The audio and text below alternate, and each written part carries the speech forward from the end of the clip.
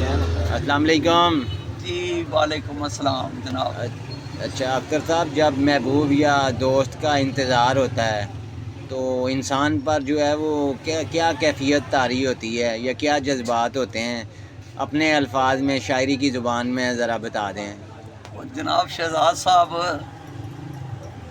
جب بندے کو نے ایک مخصوص دوست نے ٹائم دیا ہوتا ہے نا، تو وہ وقت پہ نہیں نا پہنچتا، جی جی تو ہمیشہ یقین کرو ملنے والے کو بے چینی شروع ہو جاتی ہے. جی جی اور اس کی کیفیت یہ ہوتی ہے کہ وہ دعا میں مانگتا ہے کہ یا اللہ خیر ہو، 9 بجے کا ٹائم دیا تھا ابھی تک نہیں آیا، یا اللہ خیر ہو، اللہ خیر کرے یار.